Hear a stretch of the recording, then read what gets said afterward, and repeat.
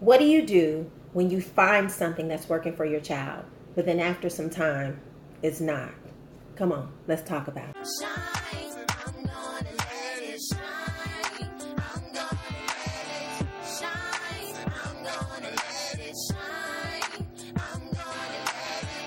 I just wanted to start off this video by having a bit of real talk about teaching your child to read.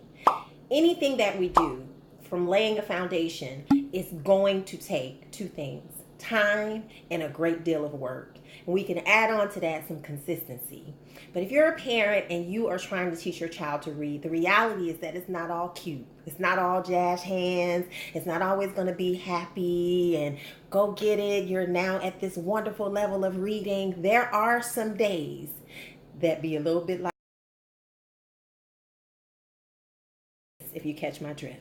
And I just want to take this time and spend a little bit of time dealing with the pitfalls, because we can throw out videos of our children doing excellent things and we're so proud of them. We're hoo-haing and we're just haranguing them on, cheering them on when they do excellent things. But what do we do in those moments when, like Mama would say, Mama said there'd be days like this, when it's not all rainbows and unicorns, when there are those times where you feel stuck and frustrated and the face comes out and they're over it and you're over it? How do you handle it? And so I want to talk a little bit about that with my daughter. You are going to see the reading journey as we are on part 3. You will get to see her progress. But I just think it's important to have the conversation about the pitfalls of teaching your child to read. And so I want you to know that when we're talking about reading, we're not talking about intelligence. We're not talking about how smart your child is. We're really talking about building a foundation. I don't know too many people that go see a beautiful house and they're like, hey, let me check out the foundation. No, because it's not the beautification part. It's not the part that's the prettiest. And so we're looking, when you're talking about building reading and learning how and teaching your child to read, you're really looking at laying a foundation. And at the end of the day, it's work. It's work. And it's going to require work. But there are things that we have to do when our children get stuck and it feels like they're over it and maybe you're over it, that has to allow them to know that it's going to be all right. We are going to make it through. So when my daughter started out, just a year before we did Teach Your Child to Read in 100 Easy Lessons, we saw some challenges with her language development. We were concerned as parents about whether or not there was something going on with her, because her forming of words and language, we just did not see that happening. And we weren't sure because it was our first child. So as any parent, you want to believe that your child, is going to be smart, your child is going to change the world, and all the great things and expectations we have of our children.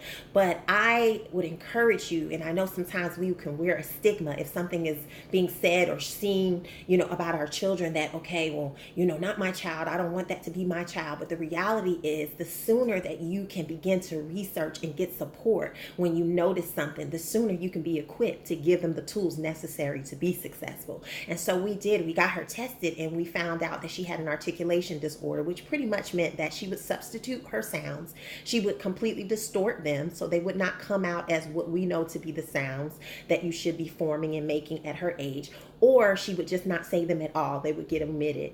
And so right away we knew that there was an issue. So we threw her into Teach Your Child to Read in 100 Easy Lessons at 3.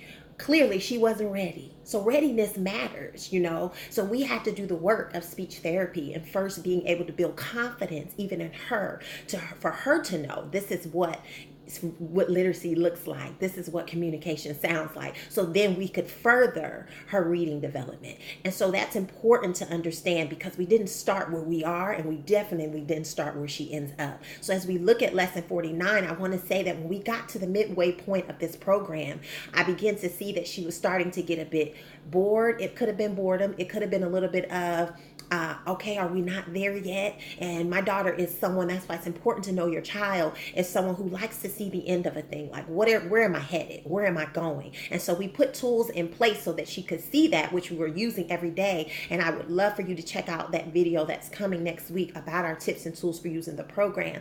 But I think it's critical to have some things based on what your child needs to help facilitate the process. But even with those things, she was still at this place of like, yeah, this is getting to be a bit, too much, or I'm kind of ready to kind of just, just do the bare minimum and just be done with it. And so I had to kick in the gear of, now I've seen you overcome some things already. I know what's in you. So I got to pull those things out of you for us to get through this program. And the way that we did it, and it may sound funny, is that I sat her down one day as we were both frustrated about the process of me seeing, okay, you do know these words, you've been doing this, I know you know it, but her just being at a place of like, I'm over it, mama. And so I sat her down and I said, Savai, what is your goal? Now you see how serious my face is. Okay, so it's a little bit over the top, but I had to start somewhere. But essentially what I was saying is, where do you want to go? Where are you trying to get to? And we pulled out our chart and we looked at what day we were on. And she said, to my surprise, I want to be reading by my birthday. And I said, oh, by your birthday. Okay. All right. So it required then that we set a plan in place, because it would require more work, require us spending more dedicated time, being more consistent with doing the program, more than we even had been at that point, so that she could reach her goal before she turned 5. Now that was her goal. And I knew that by her seeing where she would end up, that I then could then equip her, because we had the tools. She knows her sounds. She knows how to blend words. She's doing it through the program, but it put a jump start in her, and it kind of kicked up the thing, kicked up things for us. It brought about not only the confidence, but also the push, the perseverance to say, we're going to get through this and we're going to do it together. So here we are at lesson 49, and we'll jump right in so you can see her progress. So here we are in lesson 49. In our last video, we were on lesson 37. So you should be able to see a significant difference in the story length. This story is a little bit longer, and at this point, your child would be expected to read the word, sound out the word in their head, so that they are using the same tools of being able to decode each word or break down the sound of each word, like and man, but that's going to happen in their head. So essentially they would just be doing this.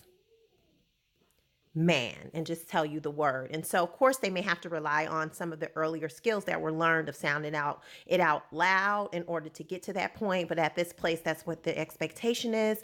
And of course we have a picture here, and I usually cover this picture because essentially the questions that are being asked here are literal comprehension questions. Your who, your what, your when, your where, and prediction questions. What do you think you're going to see in the picture based on this story that is here? What do you think that you're going to see? And so again, these go hand in hand. So we're going to get started.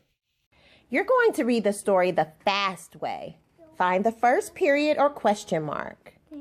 Is it a period or question mark? Period. Then read the whole sentence the fast way.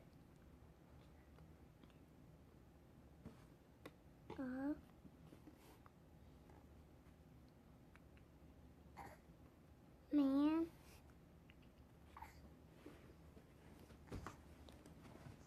Game. And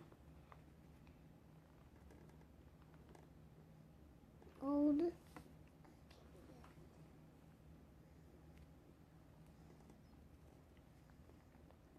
coat to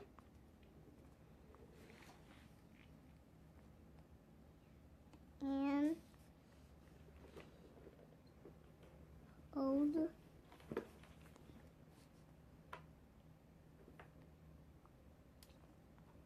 goat. What did the man give to the old goat?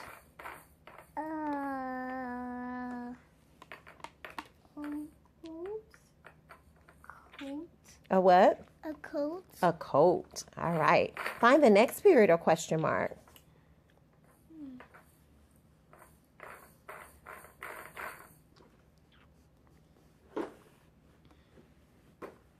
There. You passed it. What? There's. Yes. Okay. Period or question mark? Period. All right. Read the fast way until you get to the end. So I stopped here. Mm-hmm. So it's like, okay, I don't go. Okay.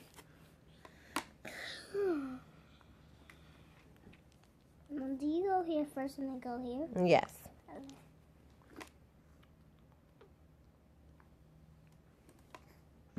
Fat. Old.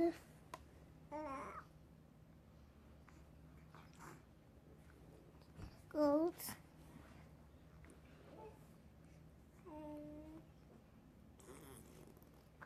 Said. I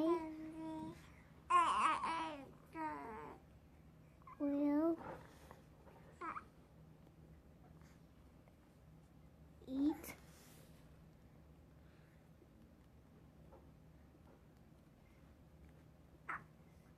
this old